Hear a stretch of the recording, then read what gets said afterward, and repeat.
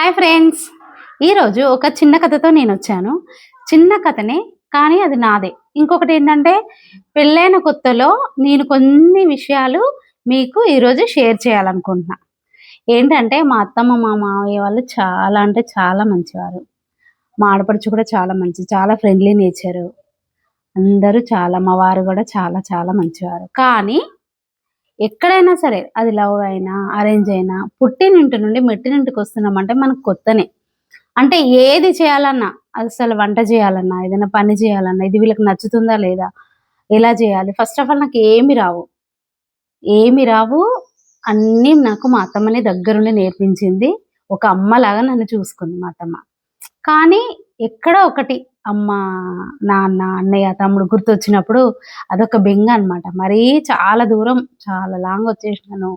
మనకేంటో తెలీదు. అప్పటి వరకు వాళ్ళ దగ్గర ఉండి పూర్తిగా మర్చిపోవాలంటే చాలా టైం పట్టింది నాకైతే.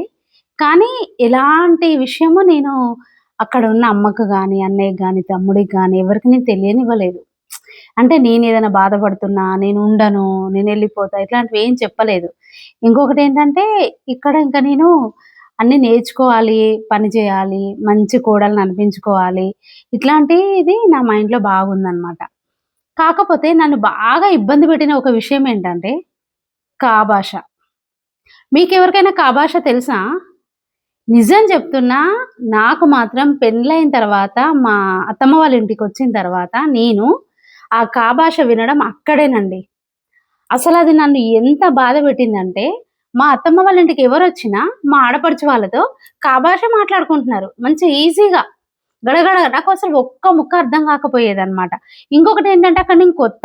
వాళ్ళందరూ కా భాషలో మాట్లాడుతుంటే అప్పుడు నాకేమనిపిస్తదండి, వాళ్ళు ఏది మాట్లాడినా నా కోసమే అనిపిస్తది గదా! కానీ మా ఆడపడుచు నాకు చెప్పేది ఏమని, నీ గురించి కాదులే మేమేదో మాట్లాడుకుంటున్నామని. కానీ ఎక్కడో నాకైతే అనిపిస్తది గదా!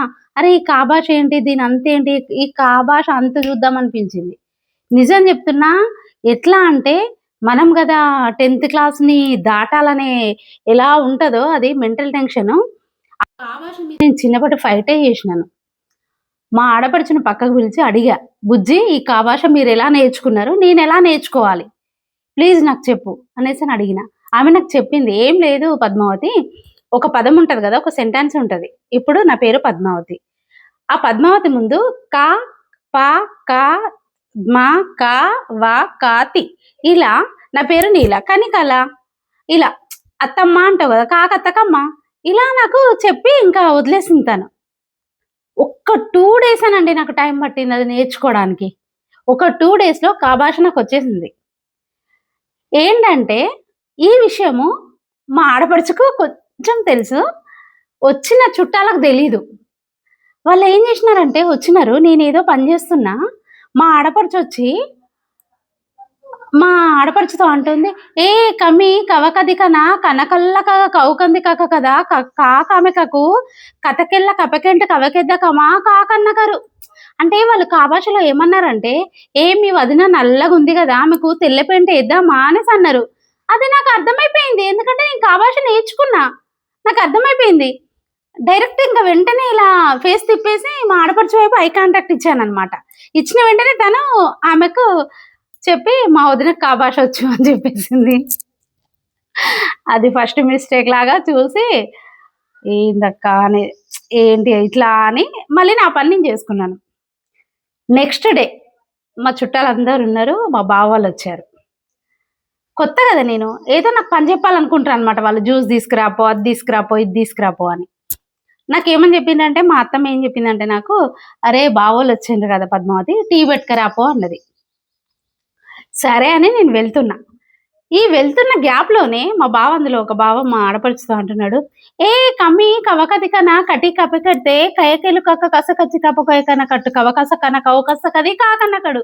ఏమన్నాడంటే, "మీ వదిన టీ పెడితే ఎలక సచ్చిపోయిన వాసనొస్తది" అని చెప్పేసినాడు. అక్కడున్న వాళ్ళందరూ నవ్వినారు. అసలెంత బాధ అనిపిస్తదండి నిజం చెప్పండి.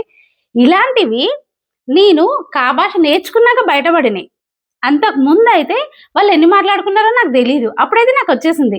ఇంకా నేనప్పుడేం జేసినానంటే స్ట్రాంగ్ టీ పెట్టిన, తీసుకొచ్చిన, టీ ఇచ్చిన, టీ తాగినారు. పెట్టిన తర్వాత, "బావ ఎంతటి చెండాలంగా పెట్టినా ఎలుక చచ్చిపోయిన వాసన వస్తదా బావ? ఎందుకన్నారు ఇంత ఘోరంగా? అంటే, "అరే! పద్మావతి నువ్వు భాష నేర్చుకున్నావా? నేర్చుకోలేదేమో" అని సరదాగా అనుకుంటున్నాం. అంటే సరదాగా నాతో అనాలి గాని మీరందరూ అనుకోని నవ్వుకుంటున్నారేంటి బావగారు అనగానే ఖతం ఇప్పటి వరకు వాళ్ళు భాష నాతో నా ముందు మాట్లాడుకోరు. నా కోసం మాట్లాడుకోరు.